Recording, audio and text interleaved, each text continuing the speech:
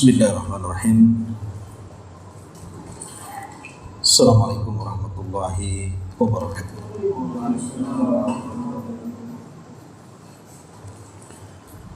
Alhamdulillah wassalatu wassalamu ala Rasulillah wa ala alihi wa sahbihi wa mawalah wa la hawla wa la quwwata illa billahi wa ba'du. Alhamdulillah, di malam hari ini kita bisa duduk kembali untuk bertalabul ilmi, dan kita masuk pada bab pertama dari kitab Tauhid, di mana sini pengarang memulakan kitabnya menjelaskan tentang pentingnya mempelajari kitab Tauhid. Tentu sering saya katakan, mempelajari Tauhid ini tidak cukup sekali dua kali, tetapi harus diulang-ulang. Karena bagaimanapun kita ini hidup karena tauhid. Di sini pengarang memulakan kitabnya Kitabut Tauhid wa qaulullah ta'ala wa ma khalaqtul jinna wal insa illa liya'budun.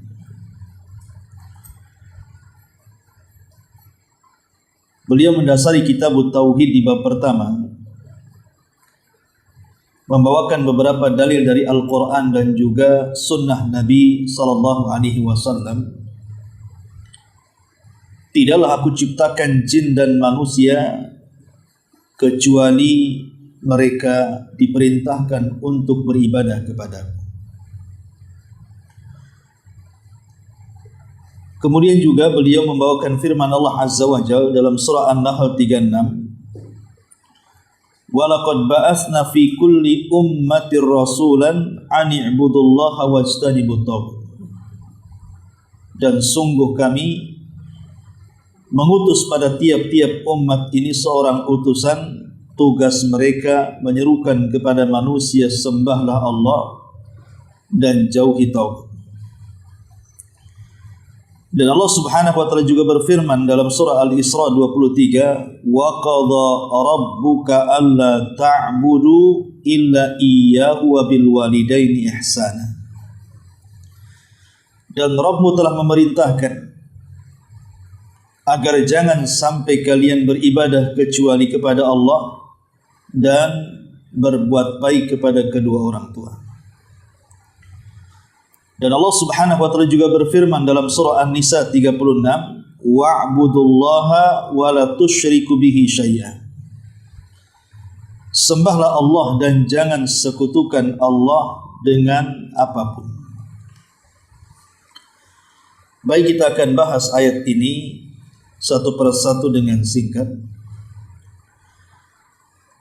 Pertama, Allah Subhanahu wa taala berfirman, "Wa ma khalaqtul jinna wal insa illa liya'budun."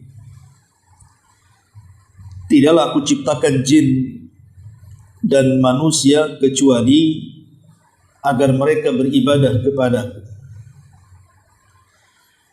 Ma'asyiral muslimin rahimakumullah.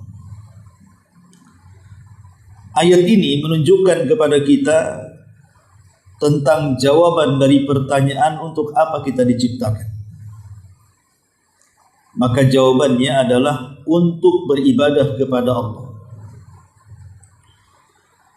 Dan dari sini pula kita tahu bahwa ketika Allah menciptakan kita ini tidak diciptakan main-main. Habis diciptakan kemudian ditinggalkan begitu saja. Makanya Allah mengatakan dalam surah Al-Mu'minun ayat 115, Allah katakan, "Afahasibtum annama khalaqnakum 'abatha wa annakum ilaina la turja'un." apakah kalian mengira bahwa kami ciptakan kalian ini main-main, dan sesungguhnya kalian tidak akan dikembalikan kepadaku? Artinya bahwa manusia ini diciptakan tidak main-main, ditinggalkan begitu saja, tapi diturunkan kepada kita perintah dan larangan. Makanya Abdullah ibn Abbas radhiyallahu anhu ketika memberikan catatan wa ma khalaqtul jinna wal insa illa liya'budun, kalimat illa liya'budun, agar mereka beribadah kepadaku, artinya agar mereka mentaati seluruh perintahku, baik dalam bentuk perintah ataupun dalam bentuk larangan. Ma'asyiral muslimin rahimakumullah. Dan makna ibadah itu sendiri disebutkan oleh para ulama, asal ibadah itu kan diambil dari at-tadhallul wal inqiyad. Seseorang merasa rendah dan merasa patuh. Jadi asal kalimat ibadah secara bahasa adalah seorang yang merendahkan diri dan juga patuh. Maksudnya merendahkan diri kepada Allah sehina-hinanya dan patuh kepada Allah Subhanahu wa taala sepatuh-patuh. Itulah makna ibadah. Adapun secara istilah, Syekhul Islam Ibn Taimiyah rahimahullahu taala mendefinisikan dengan sangat baik sekali. Dari semua para ulama yang mendefinisikan tentang makna ibadah secara istilah, beliau mengatakan ibadah adalah ismun jami' li kulli ma yuhibbuhu Allah wa yardah minal aqwali wal a'mali adh-dhahirati wal batinati. Jadi ibadah ini sebuah nama yang bersifat universal. Sebuah ibadah, sebuah nama yang bersifat umum, mencakup segalanya,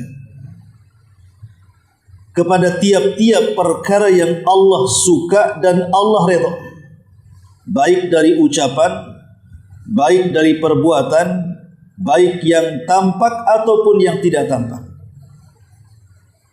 Perhatikan definisi ini, sebuah nama yang universal untuk tiap-tiap perkara yang Allah suka dan Allah redha.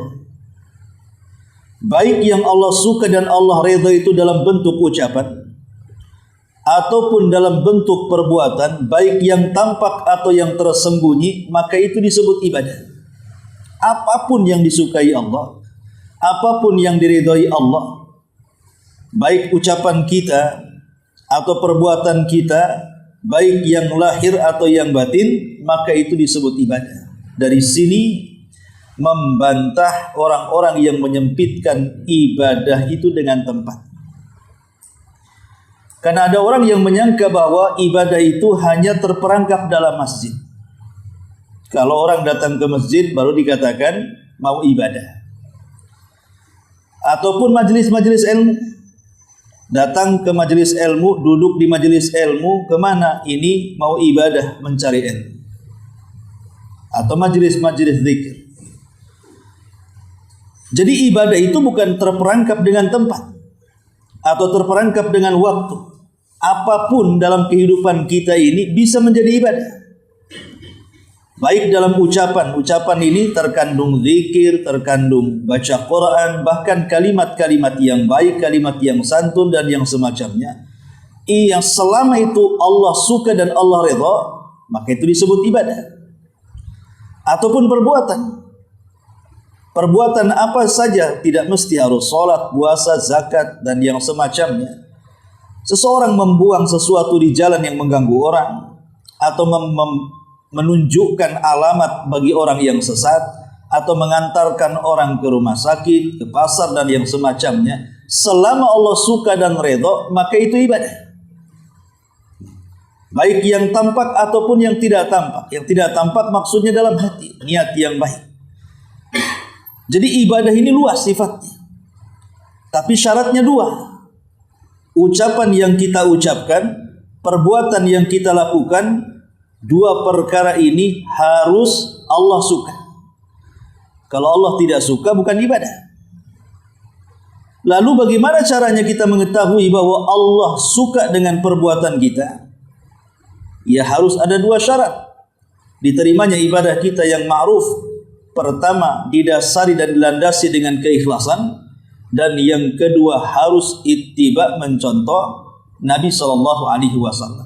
Baru Allah suka. Karena inilah yang disebut dengan sebaik-baik amalan. Sebagaimana Allah mengatakan, alladzi khalaqal mauta wal hayata liyabluwakum ayyukum ahsanu amala. Dialah yang menciptakan kehidupan dan kematian untuk menguji kalian siapa di antara kalian yang baik amalannya, bukan yang banyak amalannya. Kalau banyak belum tentu baik, tapi kalau baik sudah barang tentu banyak pahalanya.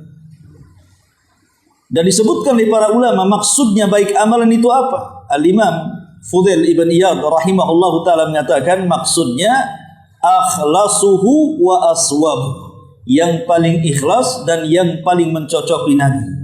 Itulah yang disebut ahsanu amana, yang paling baik amalnya. Ma'asyiral muslimin rahimakumullah. Dan ibadah sendiri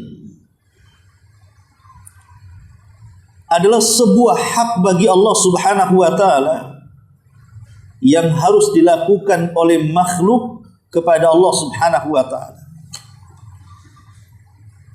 Intinya bahwa ada beberapa fadilah yang harus dipahami seputar ibadah ini. Pertama, saya katakan tadi ibadah adalah hak Allah. Jadi Allah menuntut kepada kita untuk menyembah Dia. Dan sebagai imbalannya Allah Subhanahu wa taala sediakan surga. Jadi ibadah adalah perintah, baik dalam bentuk perintah atau larangan. Yang kedua, tujuan ibadah sendiri adalah untuk memperbaiki, bukan merusak, baik pribadi ataupun masyarakat. Kalau pribadi dan masyarakat ini mereka taat dengan perintah dan menjauhi larangan dari Allah Subhanahu wa taala, pasti akan melahirkan kebaikan. Karena di balik perintah itu ada maslahat, sebagaimana di balik larangan itu ada madarat. Setiap perintah pasti ada maslahatnya, dan setiap larangan itu pasti ada madaratnya. Lah ketika ibadah ini terdiri daripada perintah dan larangan, dari perintah ini lahirlah apa yang disebut dengan wajib dan sunnah. Dari larangan ini lahirlah apa yang disebut dengan haram dan makruh, tengah-tengahnya disebut mubah. Sesuatu yang wajib dilakukan atau yang sunnah dilakukan pasti ada kebaikan. Sesuatu yang ditinggalkan karena perkara ini bentuknya haram dan makruh pasti ada keburukan. Makanya ibadah sendiri adalah melahirkan kebaikan, baik yang bersifat individu ataupun masyarakat. Ini yang kedua. Yang ketiga, ibadah sendiri adalah tahrirul insani min ibadati ghairillah. Tujuan ibadah itu adalah membebaskan kita dari penghambaan kepada selain Allah. Kenapa Allah Subhanahu wa taala perintahkan ibadah kepada kita? Agar kita tidak boleh menyembah kecuali kepada Allah, untuk membebaskan kita supaya kita tidak menyembah selain Allah, membebaskan manusia dari ubudiyah kepada selain Allah Subhanahu wa ta'ala. Kalau seandainya Allah Subhanahu wa ta'ala tidak merintahkan ibadah kepada kita, artinya tidak menyembah kecuali kepada Allah Subhanahu wa ta'ala, tentu manusia itu akan sembarangan dia menyembah selain Allah. Makanya kenapa Allah Subhanahu wa ta'ala utus kepada kita Rasul, Allah turunkan kepada kita kitab. Untuk apa coba? Untuk membimbing kita bagaimana caranya ibadah kepada Allah Subhanahu wa ta'ala. Anda bisa bayangkan kalau seandainya Allah tidak mengutus Nabi, Allah tidak menurunkan kitab, artinya tidak ada undang-undang hidup. Kira-kira manusia mereka akan menyembah kepada siapa? Pasti sembarang mereka akan menyembah. Contoh sederhana saja, Orang-orang yang di dalam hutan sana. Anggaplah orang-orang primitif. Yang tidak ada ustadz masuk kepada mereka, tidak pernah mendengar Quran diajarkan kepada mereka. Mereka memang turun-temurun hidup primitif di dalam hutan itu. Coba kira-kira apa yang mereka lakukan? Apa mereka sholat sama dengan kita? Puasa sama dengan kita? Zakat sedekah sama dengan kita? Zikir baca Quran sama dengan kita? Tidak. Mereka pasti akan mencari sesembahan selain daripada Allah Azza wa Jalla. Dan biasanya ketika tidak ada bimbingan maka mereka akan liar. Mereka bisa saja menyembah sesuai dengan yang mereka pikirkan, sesuai dengan yang mereka lihat, sesuai dengan yang mereka dengar. Seperti kalau dianalogikan itu seperti orang-orang barat ketika menggambarkan UFO. Apakah orang barat pernah melihat UFO di planet sana? Itu karangan mereka. Tidak ada makhluk yang namanya UFO di planet-planet sana di atas langit sana. Tapi mereka berimajinasi kan. Seolah-olah UFO itu ya besar kepalanya, kemudian ada telinganya besar kan gitu ya. Mereka menghayal sebenarnya. Ketemu aja tidak. Tapi mereka menghayal. Kemudian mereka menggambar bahwa UFO ini seperti ini. Lah sama dengan orang-orang primitif ketika mereka menggambarkan siapa sesembahan mereka. Karena mereka tidak pernah dibimbing siapa Tuhannya, bagaimana cara menyembahnya, maka mereka pun akhirnya asal-asalan mencari Tuhan. Ada yang menyembah pohon akhirnya, ada yang menyembah akar, ada yang menyembah lembah, menyembah gunung, menyembah tempat-tempat keramat kan gitu kan. Sesuai dengan yang mereka pikirkan tuh, karena nggak ada bimbingan masalahnya. Jadi akhirnya liar. Tapi nikmat dari Allah Subhanahu wa taala kepada kita, Allah bimbing kita, diutus oleh Allah kepada kita seorang nabi. Akhirnya lewat bimbingan para nabi dan kitab yang diturunkan kepada kita itulah memperkenalkan sebenarnya siapa Tuhan kita dan bagaimana cara menyembahnya. Selamatlah kita dari penyembahan selain daripada Allah Subhanahu wa taala. Ibadah itu artinya tahrir, pembebasan. Pembebasan seorang hamba dari ubudiyah kepada selain Allah Subhanahu wa taala. Ini yang keempat. Yang kelima, bahwa ibadah sendiri adalah tahrirul lil insan minal khaufi wal jubni wal bukhli wal hirsi wal dhulli wa kulli radaili innas salata tanha 'anil fahsya'i wal munkar. Kemudian yang kelima, ibadah sendiri adalah memerdekakan bagi manusia dari perasaan takut, perasaan khawatir, bakhil, rendah, dan begitu seterusnya. Ibadah ini melahirkan akhlak. Ibadah ini melahirkan akhlak intinya. Orang yang rajin beribadah dan yakin bahwa ibadah dia pas kepada Allah Subhanahu wa taala, kehidupannya tidak akan dipenuhi dengan takut. Kehidupannya tidak mungkin dipenuhi dengan kekerdilan, kemudian juga bakhil dan yang semacamnya dari akhlak-akhlak buruk itu. Makanya kita lihat rukun Islam ya. Contoh salat. Salat adalah ibadah. Innas salat qul innas salati wa nusuki wa mahyaya wa mamati lillahi rabbil alamin. Salat itu ibadah. Lihat bagaimana fungsi ibadah salat ini. Innas salata tanha 'anil fahsya'i wal munkar. Salat ini mencegah perbuatan keji dan kemungkaran. Artinya salat ini melahirkan akhlak. Atau contoh namanya puasa. Nabi mengatakan, rubba sha'imin laisa lahul jaza' illal ju'i wal aks. Berapa banyak orang-orang yang berpuasa itu tidak berpahala kecuali hanya menahan lapar dan dahaga. Kenapa? Karena boleh jadi saat berpuasa dia menggibah, dia berdusta, namimah, mengucapkan kalimat kotor dan yang semacamnya, sehingga dia hanya melaksanakan kewajiban. Makanya kenapa Nabi mengatakan kalau seandainya seseorang sedang berpuasa, datang orang hendak memprovokasi kita untuk bertengkar, apa jawaban Rasul? Faqulum ri'in inni sha'imin. Katakan kepada dia saya sedang berpuasa. Jangan dilayan maksudnya. Sebab kalau ada orang yang memprovokasi kemudian kita terprovokasi, akhirnya kemudian jadi musuhan, maka tidak bisa dibedakan mana yang baik, mana yang tidak baik, mana yang berakal, mana yang tidak berakal. Kalau sama-sama orang yang jahat dilayani dengan kejahatan, kan tidak bisa dibedakan mana yang berakal, mana yang tidak. Jadi puasa itu melahirkan akhlak. Atau haji. Nabi SAW mengatakan, man hajjah walam yarfus walam yafsuq raja'a ka yaumin waladathu ummu. Siapa yang haji, dia tidak mengeluarkan kata-kata kotor ataupun tidak melakukan kefasikan, maka dia pulang dalam kondisi seperti anak yang baru dilahirkan dari ibunya. Lihat bagaimana haji melahirkan akhlak. Kemudian juga zakat sudah jelas membersihkan harta dan membersihkan hati. Intinya bahwa rukun Islam saja, belum ibadah-ibadah yang Allah perintahkan yang lain, itu melahirkan akhlak bagi kita. Itulah kenapa kemudian ibadah ini adalah sebuah kebaikan yang Allah Subhanahu wa taala perintahkan kita untuk melakukannya. Ma'asyiral muslimin yang dimuliakan Allah Azza wa Jalla, adapun secara individu yang bisa kita rasakan orang-orang yang beribadah kepada Allah Azza wa Jalla itu, pertama, tuma'ninatul qalbi. Ibadah itu membawa ketenangan, ikhwan. Ibadah itu membawa ketenangan hati.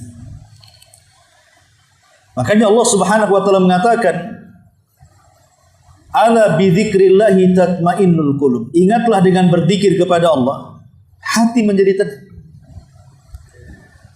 Ketenangan hati itu kan dicari semua orang. Karena ketenangan hati itu kunci daripada kebahagiaan. Makanya dicari semua orang. Orang kaya pengen tenang hatinya, orang miskin juga sama. Orang sakit, orang sehat juga sama. Laki-laki, perempuan, kafir, mukmin, semua pengen hatinya tenang. Karena hati tenang itulah yang membawa bahagia.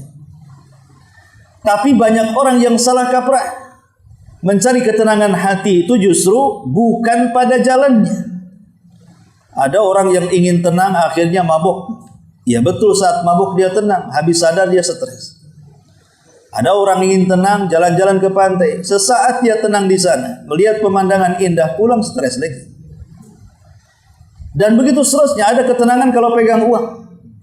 Saat uang tidak ada, hilang itu ketenangan.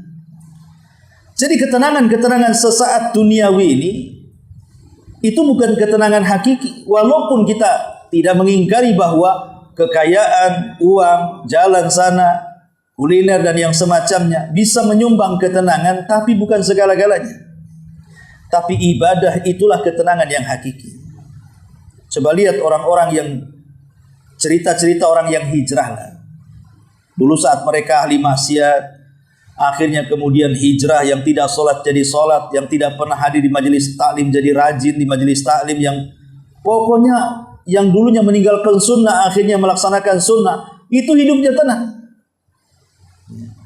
Makanya Imam An-Nawawi rahimahullahu taala ketika memberikan catatan kepada hadis Nabi sallallahu alaihi wasallam, ala bi dzikrillahi tatmainnul qulub. Ingatlah dengan zikir kepada Allah membuat ketenangan. Kenapa demikian? Karena salah satu zikir itu adalah hadir di majelis ilmu yang diajarkan padanya mana yang baik, mana yang buruk, mana yang halal, mana yang haram. Orang kalau sudah paham ini boleh, ini tidak. Contoh mamanya ini bid'ah, ini sunnah, ini syirik, ini tauhid, ini taat, ini maksiat umpamanya kan. Hidupnya akan tenang. Tidak mungkin dia ragu. Tidak akan ada syubhat dalam kehidupannya. Dia tahu dan terarah mau kemana dia melangkah. Tapi kalau orang tidak tahu mana yang baik, mana yang buruk, orang tidak tahu mana syirik, mana tauhid, orang tidak tahu mana bid'ah, mana sunnah, mana taat, mana maksiat, hidupnya tidak akan tenang karena dalam kebingungan. Itulah yang dikatakan seorang penyair, araftu syarra la li syarri walakin li tawaqqihi wa man lam ya'rifu syarra minal khairi fa waqa'a fi.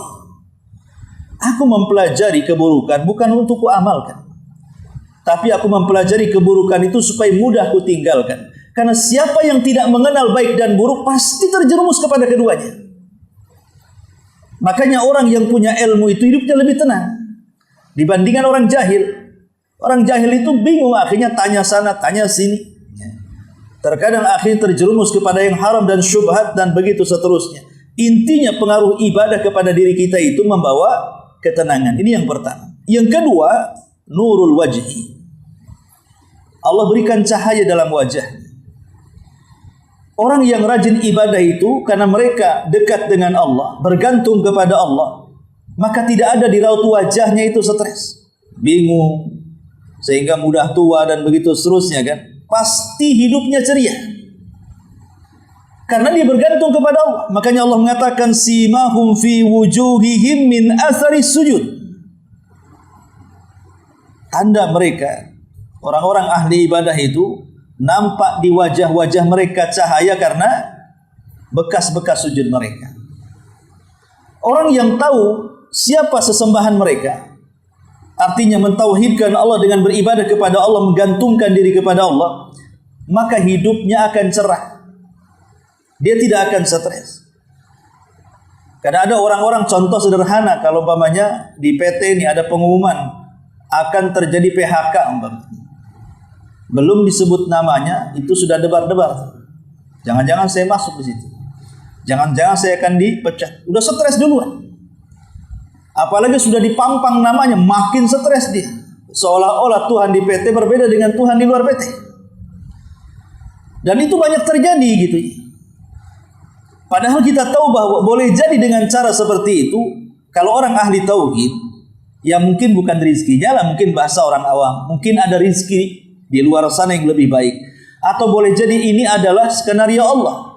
Allah mungkin keluarkan saya dari pekerjaan ini untuk mendapatkan pekerjaan yang lebih baik, yang lebih berkah lagi.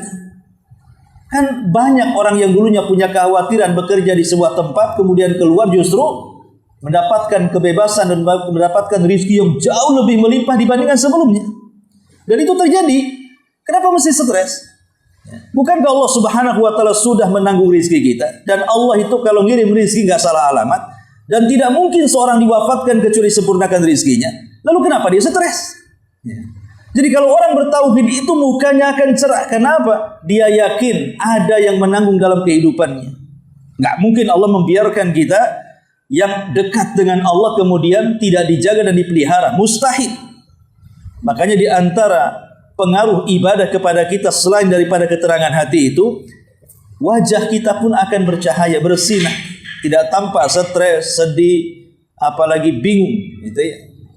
Karena manusia itu kan tidak lepas dari masa lalu, masa sekarang, dan masa depan. Ini yang membuat pusing manusia itu 3 waktu ini. Masa lalu membawa sedih. Masa lalu biasanya membawa kesedihan. Masa depan membawa kebingungan. Sekarang membawa stres biasanya. Itulah 3 waktu yang membuat orang itu stres itu di situ tuh. Masa lalu umpamanya sedih, sedih karena ditinggal orang yang dicintainya. Sedih karena tidak mendapatkan barang yang dicarinya. Sedih karena kehilangan barang yang pernah disukainya. Sedih dia memikirkan perkara apa yang sudah lampau. Mungkin dulunya dia pejabat besar, akhirnya tidak jadi jabatan lagi, hilang jabatannya, jadi purnawirawan, purna tugas. Atau dulunya pernah kaya jadi miskin, dulunya pernah sukses jadi bangkrut, kan sedih jadinya. Mikir di situ kan. Atau masa depan berpikir bagaimana nasib saya, nasib keluarga saya, cita-cita saya, cita-cita keluarga saya, anak-anak saya, pekerjaan saya, akhirnya bingung. Atau mungkin dengan perkara yang dihadapi akhirnya stres, yang sedang kita lalui akhirnya stres. Tapi ahli tauhid tidak mungkin mereka sedih dari perkara lampau, tidak mungkin mereka bingung dari yang akan datang, tidak mungkin stres dari apa yang sedang dihadapinya. Kenapa? Karena semua sudah dicatat dalam takdir. Ahli tauhid itu pasti yakin dengan takdir Allah Subhanahu wa ta'ala. Ini yang kedua. Yang ketiga, si'atur rizki wal barakah. Pengaruh ibadah kepada individu itu ada diluaskannya rizki dan juga keberkahan. Ma'asyiral muslimin rahimakumullah. Di dalam Al-Quran dalam surah Al-Qalam ayat 17 Allah mengatakan inna balawnakum kama balawna ashabal jannati id aqsamu la yasrimunnaha musbihin wa la yastathnun. Sesungguhnya kami menguji mereka sebagaimana kami menguji ashabul jannah, pemilik kebun, ketika mereka bersumpah akan memanennya di pagi hari dan mereka tidak akan menyisakan untuk fuqara dan masakin. Surah Al-Qalam ini kan bercerita tentang kisah ashabul jannah. Ada ashabul jannatain, pemilik dua kebun, itu disebutkan dalam surah Al-Kahfi. Ada kisah ashabul jannah dan disebutkan dalam surah Al-Qalam. Jadi kisahnya seperti ini. Dahulu ada di zaman Bani Israel, ada orang tua yang sangat dermawan. Dia memiliki satu kebun. Kebun yang luar biasa suburnya. Jadi setiap musim panen kebunnya ini orang tua ini tidak pernah memanen duluan, tetapi mengundang para fuqara wal masakin yang berhak untuk mendapatkan zakat dan sedekah untuk memetik sendiri. Jadi disuruh memetik sendiri. Nanti setelah jatah mereka sudah dipetik, kemudian sisanya baru dipanen oleh pemilik kebun. Kan luar biasa. Ada di zaman sekarang kayak gini? Ya enggak. Zaman sekarang mana ada ceritanya kayak gini? Ini kan zaman dulu ya. Jadi orang-orang fakir suruh manen dulu, nanti sisanya diambil pemilik kebun. Qadarullah, meninggal pula pemilik kebun ini. Si bapak ini meninggal dan meninggalkan 5 anak laki-laki. Jadi 5 anak laki-laki ini yang berakal cuma satu, yang pertengahan. Tapi anak pertama dan kedua, anak keempat dan kelima ini otaknya error sama. Membodoh-bodohkan orang tuanya dan mengatakan, bodoh orang tua, pantutlah kita ini tak pernah kaya. Karena rizkinya diambil fuqara wal masakin. Lah ini kan tanah-tanah kita. Kenapa orang-orang itu harus mengambil segalanya? Pokoknya panen raya tahun ini tidak boleh ada orang miskin yang mengambilnya. Kita ambil semuanya supaya kita mendapatkan keuntungan yang banyak. Makanya Allah mengatakan wala yastathnun. Jangan disisakan bagi mereka fuqara wal masakin itu. Tetapi yang tengah-tengah ini berakal. Menasihati kakak-kakaknya dan adik-adiknya, jangan seperti itu. Tradisi bapak kita. Kalau panen raya, biar orang miskin yang mengambil jatahnya, sisanya nanti kita. Toh juga masih lebih banyak hasilnya. Tapi yang 4 orang ini tak mau. Akhirnya ketika betul-betul keesokan harinya mau panen raya, malamnya mereka sudah terpikir, kemudian menghayal bahwa mereka akan dapat hasil banyak besok. Mereka sudah mempersiapkan persiapannya.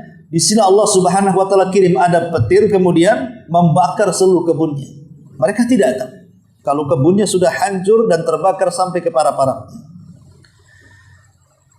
Lah yang tengah-tengah berakal ini terus menasihati jangan seperti itu. Tapi karena kalah suara, ya sudah, dia hanya bisa diam 1000 bahasa. Akhirnya keesokan hari mereka sudah bangga masuk ke dalam kebun. Sampai di kebun, rupanya kebunnya sudah hitam terbakar. Mereka mengatakan jangan-jangan bukan kebun kita. Kita salah jalan gitu. Diulang lagi, ya memang itu kebunnya, ya memang ke situ lagi kan begitu. Barulah kemudian mereka menyadari bahwa ada yang salah dari diri mereka, tidak melaksanakan tradisi ayahnya. Mereka menjadi bakhil.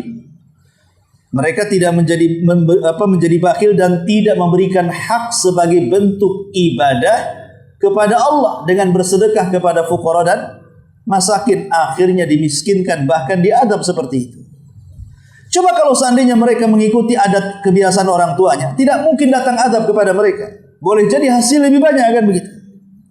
Lah dari sini kita tahu bahwa ibadah itu meluaskan rezeki dan juga meluaskan berkah, kebaikan. Tapi sebaliknya jauh daripada ibadah itu, maka akan menyempitkan rizki dan menjauhkan dari keberkahan. Ma'asyiral muslimin rahimakumullah. Adapun macam-macam ibadah, ibadah itu kan ada 3 macam. Ya. Ada yang disebut dengan al-ibadatu qalbiyah, ibadah hati, dan ini yang paling agung dalam kehidupan kita, ibadah hati. Seperti menanamkan perasaan cinta kepada Allah, takut kepada Allah, harap kepada Allah, khusyuk, tawakal, tobat dan yang semacamnya, itu semua ibadah hati. Kemudian yang kedua ada namanya al-ibadatu al-lisaniyah, ibadah lisan.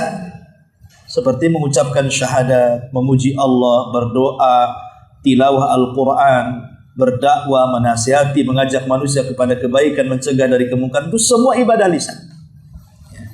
Di sana ada ibadah yang disebut dengan al-badaniyah, ibadah badan seperti sholat, menyembelih, nadar, haji, jihad, dan semua ibadah. Dan yang keempat boleh kita tambah ada namanya al-ibadah al-maliyah, ibadah harta. Seperti zakat gitu. Walaupun ini masuk pada ibadah badan, tapi bagaimanapun ibadah harta ini ibadah tersendiri. Zakat, sedekah, ya. Tapi ada juga gabungan ibadah antara badan dan harta seperti haji. Nggak mungkin bawa badan saja karena nggak mau harta, seperti orang nekat sepeda, bawa sepeda gitu ya. Kemudian ujung-ujungnya di jalan minta-minta, sedekah online.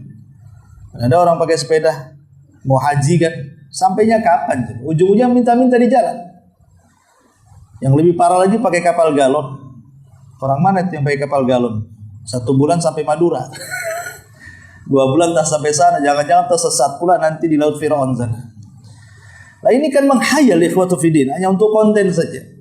Intinya bahwa ibadah ini banyak macamnya, bisa dalam bentuk hati, bisa dalam bentuk lisan, bisa dalam bentuk perbuatan, bisa dalam bentuk harta, bisa gabungan semuanya.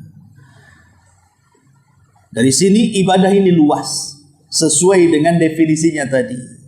Bahwa ibadah itu sebuah nama yang universal untuk apa yang Allah cinta dan redha, baik dari perbuatan atau ucapan, baik yang tampak atau yang hati. Lah, ini definisi Syekhul Islam, contoh-contohnya ini. Makanya ada ibadah hati, ada ibadah lisan, ada ibadah perbuatan, ada ibadah harta, ada yang menggabungkan semuanya, dan begitu seterusnya. Tapi tujuannya, ingat bahwa ibadah itu tidak boleh dilakukan kecuali kepada Allah Azza wa Jalla. Wa ma khalaqtul jinna wal insa illa liya'budun. Kemudian Allah Subhanahu wa taala berfirman lagi, wa laqad ba'atsna fi kulli ummatin rasulan an ibudullaha wajtanibut taghut. Dan sungguh kami utus pada tiap-tiap umat ini seorang rasul. Tugasnya adalah menyerukan kepada umatnya, sembahlah Allah, jauhi sesembahan selain daripada Allah Azza wa Jalla. Ma'asyiral muslimin yang dimuliakan Allah Azza wa Jalla, di antara rahmat Allah Azza wa Jalla, Allah mengutus kepada kita banyak utusan dan banyak kitab yang diturunkan. Dalam hadis Abi Darda, memang ada sebagian ulama melemahkannya. Ketika sebagian sahabat Abi Darda datang kepada Rasul bertanya tentang kam adadul anbiya, berapa banyak sih jumlah para nabi itu? Maka Nabi SAW mengatakan jumlah para nabi itu 120, dalam riwayat 124.000 nabi yang diutus. Kemudian ditanya berapa jumlah Rasul? Maka Nabi mengatakan 315 Rasul. Jadi Nabi 120 sampai 124.000, sementara Rasul 315 Rasul. Memang riwayatnya banyak, ada yang lemah, ada juga yang hasan derajatnya, artinya masih dipakai ketika menjelaskan jumlah Rasul. Itu dihasankan oleh Syekh Albani rahimahullah ta'ala, tapi riwayat yang lain dilemahkan. Tapi intinya bahwa Nabi yang diutus kepada kita itu banyak. Cuman memang dari 120 atau 124.000 dan 315 Rasul itu, yang kita kenal namanya kan tak banyak. Hanya 25 Nabi dan Rasul kan, itu tercantum dalam Quran semua namanya, di mana 18 namanya tercantum dalam satu surat namanya Al-An'am. Dalam surah Al-An'am itu disebutkan 18 nama. Adapun digenapkan menjadi 25 tersebar di beberapa ayat dalam beberapa surat dalam Al-Quran. Tetapi dari 25 Nabi dan Rasul itu tidak semua menjadi ulul azmi, Nabi-Nabi pilihan, Rasul-Rasul pilihan, kecuali hanya 5 yang dipilih kan. Pertama dimulai dari Nuh, kemudian Ibrahim, kemudian Musa, kemudian Isa, dan Rasul kita Muhammad sallallahu alaihi wasallam. Lah dari ulul azmi sendiri dipilih 2 nabi, 2 rasul yang khusus dijadikan kekasih Allah Subhanahu wa taala. Pertama Khalilur Rahman Ibrahim, dan yang kedua Nabi kita Muhammad sallallahu alaihi wasallam. Tapi dua kekasih ini yang dinobatkan untuk menjadi pemimpin seluruh para nabi dan rasul hanya satu. Dialah Nabi kita Sayyidul Anbiya wal Mursalin, Sayyidul Awwalin wal Akhirin. Rasul kita Muhammad sallallahu alaihi wasallam.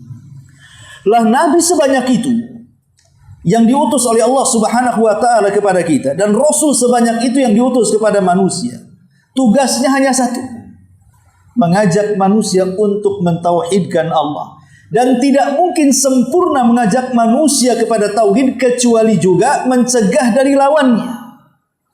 Lawan tauhid apa? Syirik. Ya. Jadi mereka hanya menyerukan kepada manusia untuk mentauhidkan Allah, dan tidak sempurna seruan ini kecuali memperingatkan dari lawan tauhid. Makanya di sini Allah mengatakan ani'budullaha wajtanibut taghut. Sembahlah Allah, jauhi taghut, sesembahan selain daripada Allah. Itulah makna daripada kalimatul la ilaha illallah. La ilaha artinya nafyun, illallah artinya itsbatun. La ilaha nafyun artinya peniadaan. Semua Tuhan yang dianggap Tuhan di dunia ini tidak ada. Illallah kecuali hanya Dia semata, Allah Subhanahu wa taala.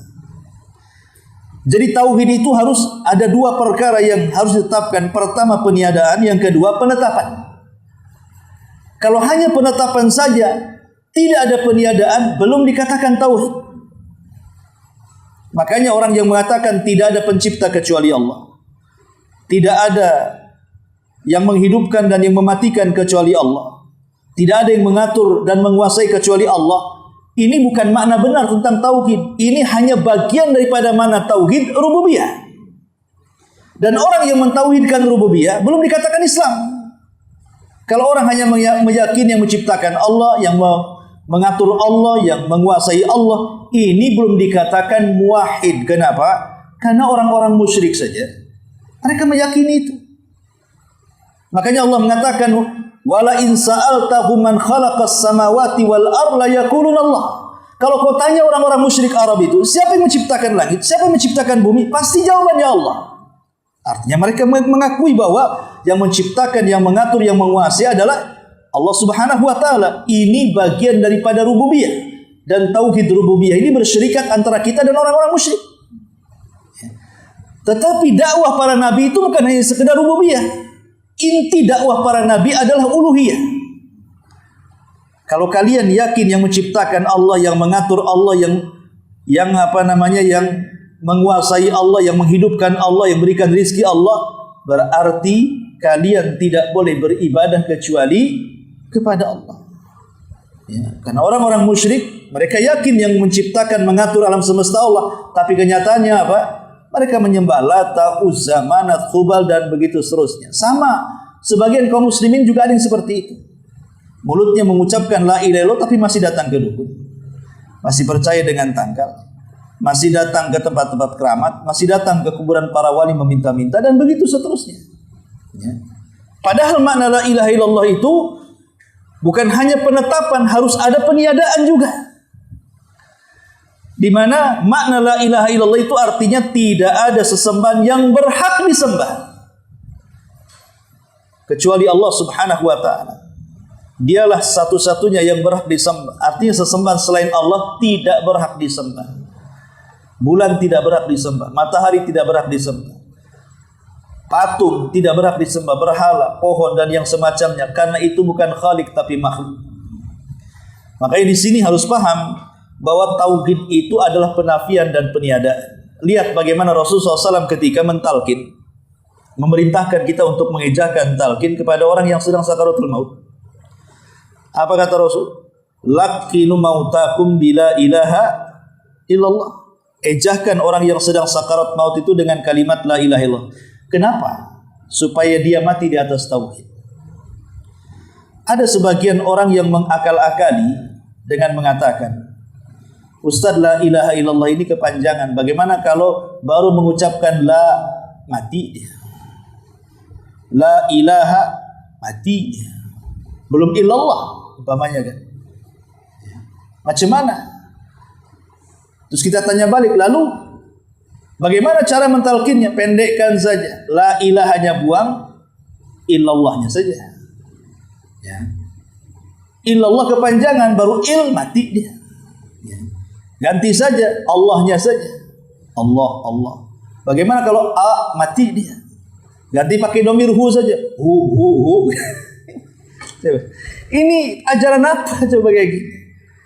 Kalau memang Nabi Rasul kan seorang Nabi yang diberikan wahyu. Allah tahu dan Allah Maha tahu terhadap hambanya. Pasti ada orang yang ketika membaca la mati, Allah pasti tahu. Nggak mungkin Allah tidak tahu dengan hambanya kan? Atau mungkin la ilaha mati, apa Allah tidak tahu? Pasti Allah tahu. Kenapa Allah yang Maha tahu, Dia tidak mengajarkan itu, umpamanya ngomong sama Nabi. Ya. Kalau kebanyakan ataupun kepanjangan singkat aja, umpamanya kan begitu ya. Menjadi illallah atau menjadi Allah atau menjadi hu. Makanya ada orang yang berzikir itu hu. Maksudnya dhamir kepada Allah gitu ya. Kan tidak diajarkan. Kenapa tidak diajarkan? Agar kita ini betul-betul mencontoh Nabi. Jangan merekayasa. Dan tidak ada kalimat yang bisa diputar di lidah tanpa menggerakkan bibir kecuali la ilaha illallah. Makanya hanya itu yang bisa diucapkan orang yang sedang nazar. Kalimat yang lain tidak bisa. La ilaha illallah itu bisa diucapkan lewat lidah, walaupun bibir tidak bergerak. Karena itu kalimat yang elastis, semua orang bisa mengucapkannya. Sampai kepada orang yang nazar saja bisa mengucapkan. Lalu bagaimana dengan hadis Nabi SAW tentang lakinu mautakum bi Yasin? Ejakan kepada orang yang sedang sakarat dengan surah Yasin. Apakah orang yang sedang nazar disuruh ngikutin surah Yasin? Panjang kali. Ya. Pertama, hadis itu dhaif.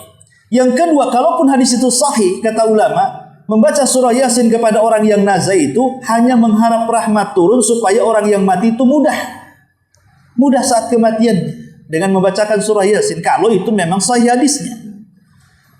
Tapi kenyataannya para ulama mengatakan seluruh hadis tentang fadilah Yasin yang dibacakan kepada orang mati tidak ada yang sahih. Ini kalau sahih maksudnya ya. Sebagian ulama ada yang mengatakan bahwa fungsi membaca surah Yasin itu untuk memudahkan orang yang sedang sakarat, yang sedang menazah, itu maksudnya di situ. Ya. Ma'asyiral muslimin yang dimuliakan Allah Azza wa Jalla. Kembali kepada ayat ini. Walaqad ba'atsna fi kulli ummatir rasulan. Dan sungguh kami utus pada tiap-tiap umat ini seorang utusan. Tugasnya adalah u'budullaha wajtanibut taghut. Sembahlah Allah dan jauhi sesembahan selain daripada Allah alias taghut. Apa itu taghut? Nanti akan sampai babnya. Kemudian juga Allah mengatakan wa qadha rabbuka alla ta'budu illa iyyah wa bil walidaini ihsana. Allah Rabbmu memerintahkan kepadamu agar jangan menyembah kecuali kepada Allah dan berbuat baik kepada orang tua. Banyak di Quran itu yang menyebut satu nafas antara perintah tauhid dan perintah orang tua. Hampir banyak sekali. Menunjukkan bahwa berbuat baik kepada orang tua ini kedudukannya sangat tinggi. Karena disebut satu nafas dengan tauhid. Bahkan Ibnu Abbas radhiyallahu anhu ada 3 ayat yang ada gandengan 2 perintah. Di mana setiap ayat yang terkandung 2 perintah tidak bisa dipisahkan 2 perintah itu, kecuali harus dilakukan dua-duanya. Satu saja bisa mempengaruhi yang lainnya. Contoh perintah salat dengan zakat. Aqimus shalah wa atu zakat. Orang yang salat tapi tidak bayar zakat, maka salatnya percuma. Hanya melaksanakan kewajiban tapi tidak berpahala. Orang yang menunaikan zakat tapi tidak salat juga percuma. Menghabiskan uang saja menunaikan kewajiban tapi tidak dapat pahala. Yang kedua, mentaati Allah dan Rasul. Orang kalau hanya mentaati Allah saja tapi Rasul tidak ditaati, percuma. Seperti orang yang mengikuti Quran tanpa mengikuti sunnah. Macam mana cara solatnya? Macam mana cara puasanya? Sementara rincian solat dan puasa itu ada di sunnah, tidak ada di Quran. Quran itu hanya kalimat global. Laksanakan solat, takbirnya macam mana? Rukunya macam mana, kan itu nggak dijelaskan di situ. Yang menjelaskan sunnah. Jadi kalau hanya taat kepada Allah, tidak taat kepada Rasul, macam mana caranya? Atau kita balik, taat kepada Allah tapi tidak taat kepada Rasul tapi tidak taat kepada Allah. Macam mana pula caranya? Lah termasuk juga bersyukur kepada Allah dan bersyukur kepada orang tua. Kita belum dianggap bersyukur kepada Allah kalau belum bisa bersyukur kepada orang tua. Malam yashkurin nas lam yashkurillah, kata Allah. Siapa yang tidak bersyukur atas kebaikan manusia, maka tidak dianggap bersyukur kepada Allah. Orang kalau hanya baik kepada Allah, hablum minallah, tapi tidak baik kepada manusia, apalagi orang tua, hablum minan nas, maka percuma berbuat baiknya kita kepada Allah. Atau sebaliknya. Jadi itulah 3 ayat, kata Abdullah ibn Abbas, yang setiap ayat mengandung 2 perintah yang tidak bisa satu saja dilakukan, harus dua-duanya. Nah, salah satunya ayat ini. Ayat tentang berbuat baik kepada orang tua dan mentauhidkan Allah. Ini harus dua-duanya kita lakukan. Satu sisi kita mentauhidkan Allah, di sisi lain berbuat baik kepada kedua orang tua. Tapi intinya di sini adalah kalimat alla ta'budu illa iyyah, dan yang terakhir wa'budullaha wa la tusyriku bihi syai'an. Sembahlah Allah wa la tusyriku bihi syai'an, dan jangan sekutukan dengan Allah syai'an. Syai'an ini nakirah tufidu al-umum. Lafaz nakirah, kalimat yang ada tanwinnya, bahasa kitanya ya. Kalau ada alif lam disebut ma'rifat, kalau ada tanwin disebut nakirah. Umumnya dalam ilmu usul, nakirah fi siyakin nafi itu tufidul umum. Kalau ada lafaz nakirah dalam bentuk peniadaan, maka memiliki makna umum. Artinya jangan menyekutukan Allah dengan sesuatu apapun. Mau dengan nabi, mau dengan malaikat, mau dengan jin, mau dengan orang soleh, mau dengan batu, mau dengan gunung, mau dengan apapun selain daripada Allah, jangan sekutukan Allah. Dan ini umum. Ya. Karena kita tahu dalam sejarah ada orang-orang yang menyembah para malaikat. Makanya orang-orang kafir Quraisy menganggap malaikat itu banatullah, anak-anak putri Allah. Ada yang menyembah nabi seperti Yahudi, mengatakan Uzair anak Tuhan. Nasrani mengatakan Isa anak Tuhan. Dan itu, dan semuanya diingkari Allah. Semuanya tidak dibenarkan oleh Allah, walaupun nabi. Bahkan ada yang menyembah bintang, bulan, matahari di zaman Nabi Ibrahim. Dan kesyirikan itu setiap zaman pasti berkembang. Kesyirikan pertama terjadi di zaman Nabi Nuh. Itu hanya apa? Menyembah berhala kan? Kuburan-kuburan orang soleh dibentuk patung dalam bentuk gambar orang-orang soleh, Wad, Yagus, Ya'ub, Nasr itu kan dibentuk kemudian disembah. Awalnya hanya dalam bentuk berhala. Yang berhala itu digambarkan seolah-olah replika daripada orang-orang soleh yang mereka cintai ketika mereka masih hidup. Itulah kesyirikan yang pertama. Tapi kan sepanjang zaman dari Nabi Nuh ke Nabi Ibrahim bertambah. Bukan hanya nyembah patung saja. Bertambah, ada yang nyembah matahari, ada yang nyembah bulan, ada yang menyembah bintang kan di zaman Nabi Ibrahim. Bukan hanya berhala saja kan. Kemudian beralih sampai kepada zaman jahiliyah, sampai kepada kita hari ini, sesembahan itu berkembang. Bahkan saya pernah membaca satu artikel itu, di India itu ada sekitar 1000 keyakinan atau 1000 agama. Kalau 1000 agama berarti 1000 Tuhan. Karena masing-masing agama tidak mungkin menyembah agama yang lain kan, Tuhannya. Bayangkan kalau 1000 agama berarti 1000 Tuhan. Ada yang nyembah ular sendok, ada yang nyembah gajah, ada yang nyembah macam-macam kan gitu ya. Semua disembah. Jadi memang kesyirikan itu semakin berkembang tuh. Maka karena kesyirikan ini berkembang, harusnya pendakwah tauhid pun harus lebih gencar lagi. Kalau tidak, maka kesyirikan akan mendominasi tauhid, dan itu tanggung jawab antum sebagai thalabatul ilmi. Harus menjelaskan ke masyarakat apa itu syirik, apa itu tauhid. Walaupun sekali lagi yang namanya tantangan dakwah itu pasti tidak mudah, karena mendakwahkan tauhid dipastikan ada musuhnya, dan musuhnya ada 2. Pertama dari setan, dari kalangan jin, dan yang kedua setan dari kalangan manusia. Sudah dipastikan setiap dakwah tauhid pasti ada musuhnya.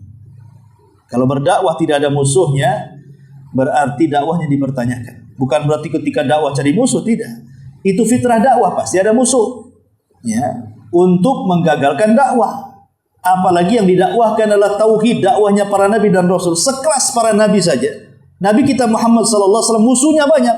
orang musyrik Arab, orang Yahudi Madinah, orang munafik dari dalam kan, sampai Rasul kewalahan untuk menghadapi musuh-musuh itu.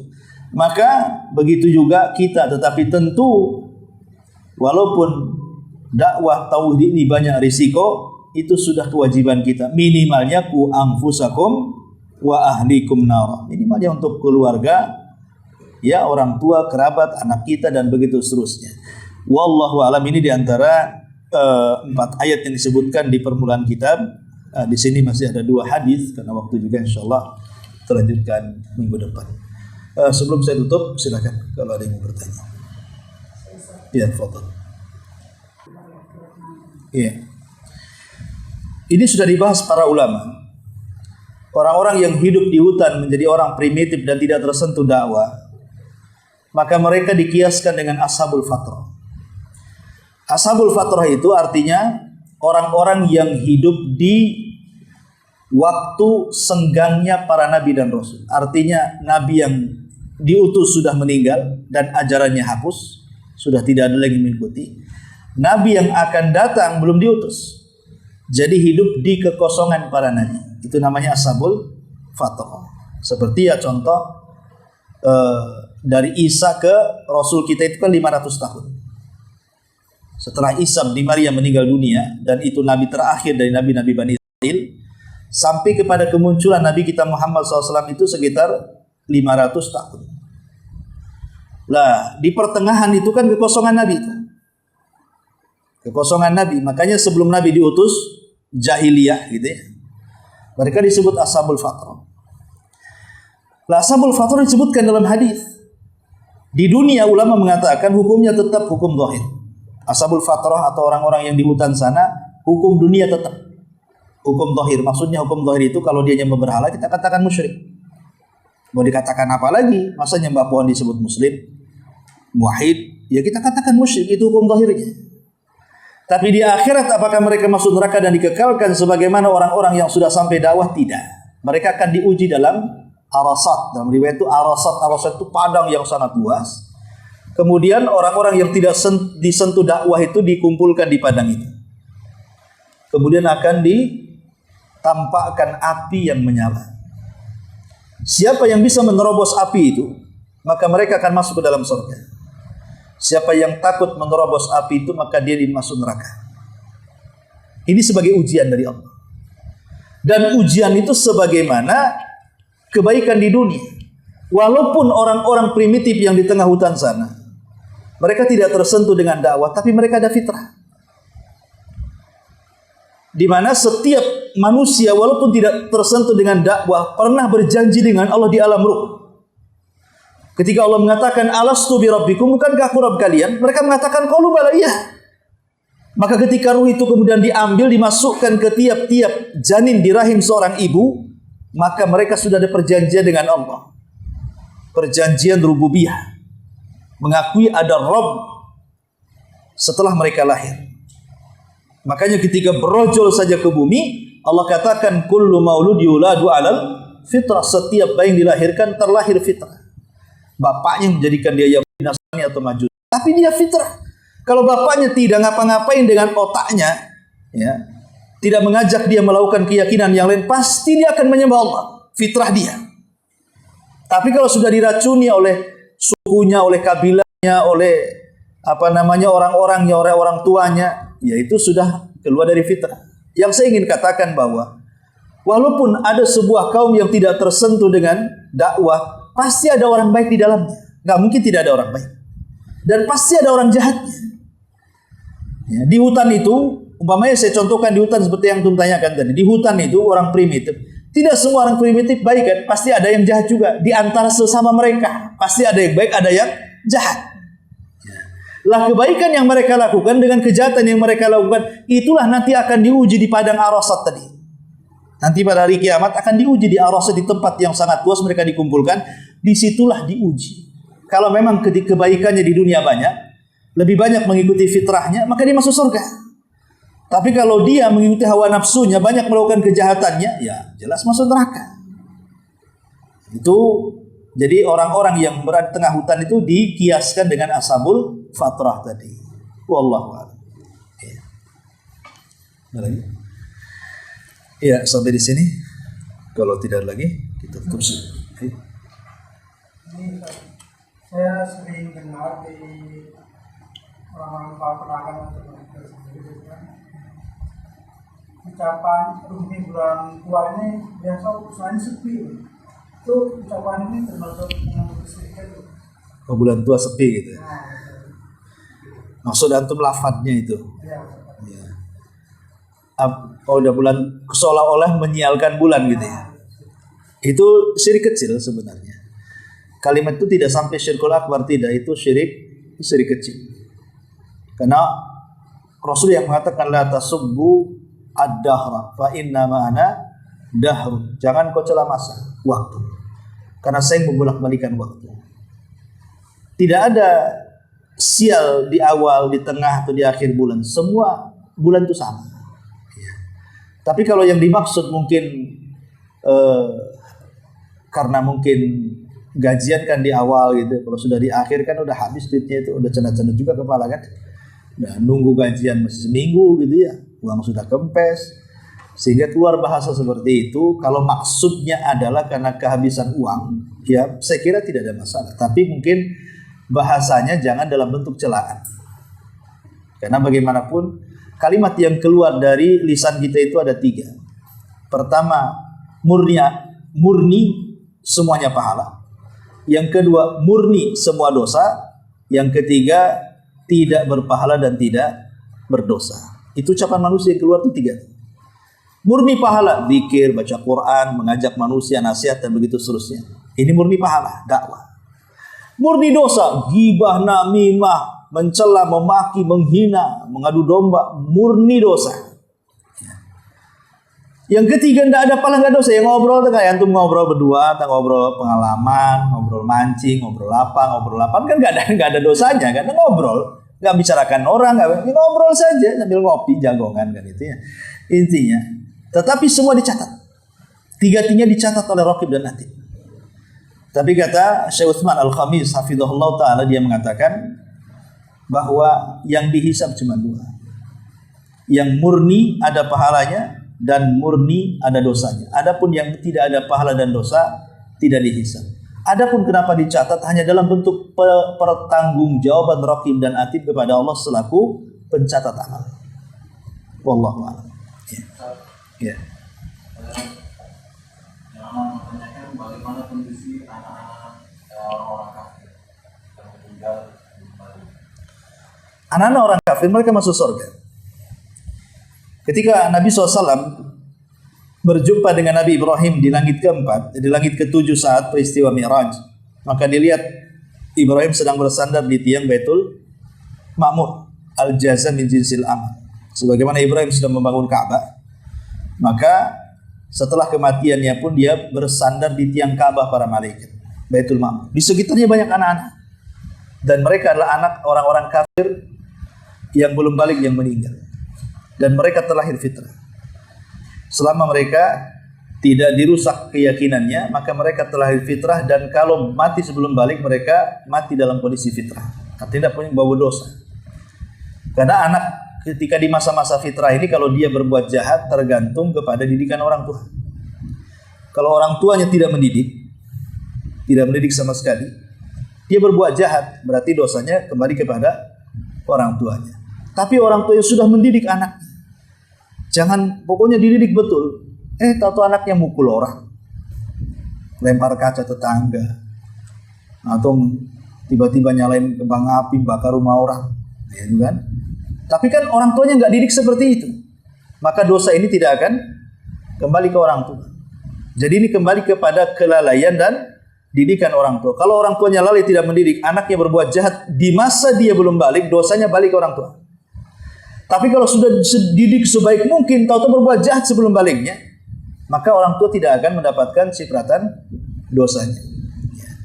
Dan ingat bahwa ada rahasia yang disebutkan para ulama. Kalau kita sudah mendidik anak, ikhwan, memang dari kecil antum didik tauhid, didik akhlak, pokoknya memang antum kadang.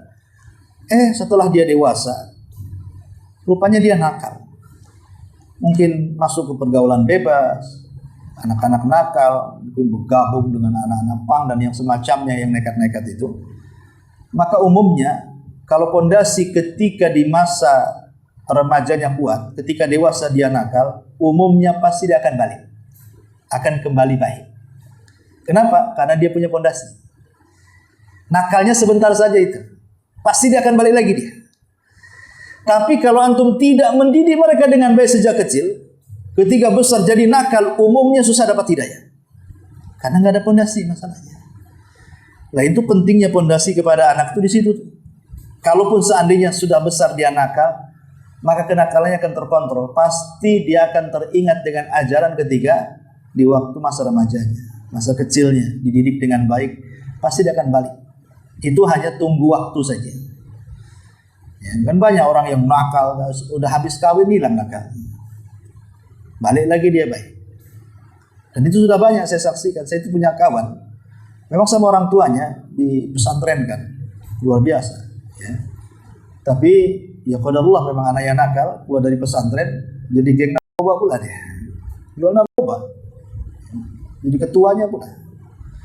Habis itu selang mungkin beberapa tahun, 9 ke 10 tahun kena tangkap polisi, masuk penjara, keluar dia jadi ustaz, berdakwah dia. Banyak pula madunya, Masya Allah. Kan nakalnya sebentar saja kan itu, sampai 9 tahun akhirnya keluar jadi ustaz, jadi dai, banyak berikan hidayah kepada orang. Alhamdulillah. Itu karena memang awalnya ada dasarnya kan. Kalau nggak ada dasarnya ya sulit orang berubah. Wallahu a'lam. Ya, saya kira cukup. Subhanallah wa bihamdika, asyhadu an la ilaha illa anta, astaghfiruka wa atubu ilaik. Allahu ta'ala alam. Assalamualaikum warahmatullahi wabarakatuh.